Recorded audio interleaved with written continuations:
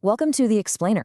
All right, let's talk about the ultimate political irony. How can someone claw their way to a throne through pure bloodshed, only to accidentally set a trap that ensures their own family's destruction?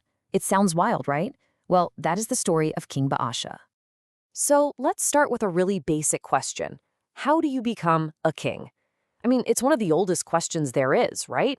It's all about power, ambition, and seizing the moment.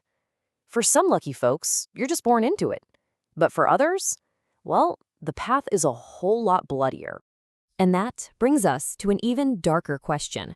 Because today, we're diving into the story of a man who did both. We're talking about King Baasha of ancient Israel. His story, which unfolds between 909 and 886 BC, is basically a how-to guide for grabbing a throne and, at the very same time, dooming your entire family. Okay, so to really get what was driving Baasha, we gotta look at the kingdom he had his eyes on. The northern kingdom of Israel was, brand new. It was only about 22 years old, born out of a massive rebellion, and its foundations were already, let's just say, shaky. Think about it. The kingdom's very first king, Jeroboam, he'd only been dead for a year. His son, Nadab, takes the throne and is immediately thrown into a war, trying to defend the borders from the Philistines. So right away, this brand new dynasty is under some serious pressure. And it's right in the middle of all this chaos, this wartime instability, that an ambitious military commander from the tribe of Issachar, a guy named Baasha, sees his opening. This is his chance. So you've got the king, Nadab, totally focused on the enemy outside the walls. But the real danger, it was standing right next to him in his own camp. Baasha launches a conspiracy, and right there, during the siege, he murders the king and just takes over. He declares himself the new ruler of Israel. And look, this wasn't just killing the king. Oh no, this was a total wipeout. To make sure his throne was secure, Baasha went on an absolute rampage. He hunted down and killed every single member of the previous royal family. He left no one alive, eliminating any possible threat to his rule. I mean, for this young kingdom, this was a huge shock. Now, interestingly enough, his actions actually fulfilled a prophecy made against Jeroboam's family because of their sins. But that doesn't change the fact that Baasha's bloody takeover set this really dark, really violent precedent for how you get power in the northern kingdom from now on.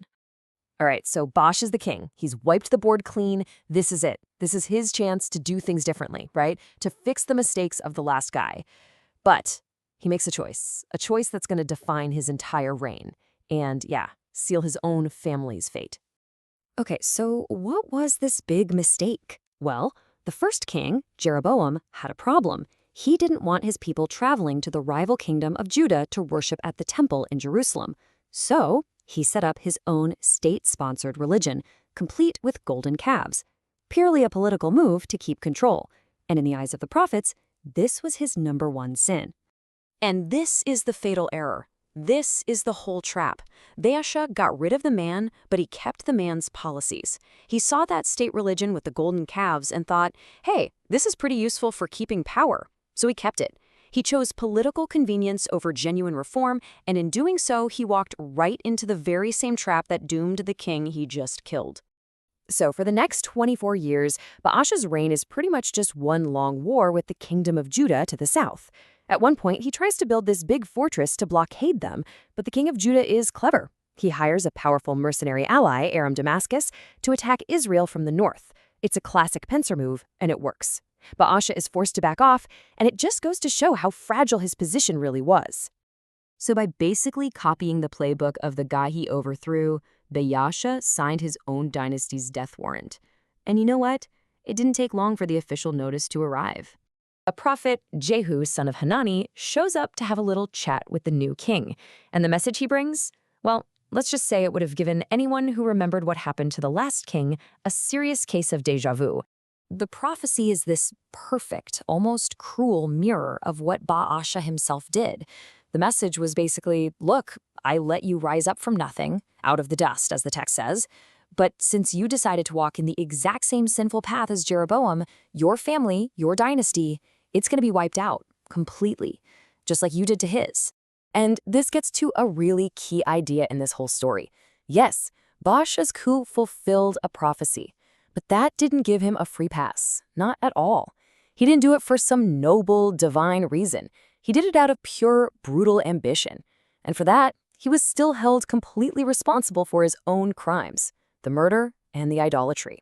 You see, Baasha's actions went way beyond just his own family. He basically cemented this destructive, predictable cycle for the entire northern kingdom. It became their whole political reality. A king sins, a prophet warns them, a new guy stages a violent coup, and then the whole thing starts all over again. And if you want a number to really drive home just how unstable this was, here it is, 9. In just 209 years, the Northern Kingdom had 9 different royal dynasties. It wasn't a kingdom, it was a revolving door of coups and assassinations. And the end game for this kind of endless internal fighting? Well, it was inevitable. A kingdom that's constantly at war with itself is never going to be strong enough to face a real outside enemy. This whole cycle that Baasha locked into place just rotted the nation from the inside out, making it easy pickings for the powerful Assyrian Empire, who eventually came in and wiped them off the map. So that leaves us with this one big question to chew on. When Baasha seized the throne and then immediately repeated the exact same sins as the king before him, was he just one ambitious, flawed guy? Or was he doomed from the start, just playing a role in a tragedy that was set in motion the moment the kingdom was born from rebellion in the first place?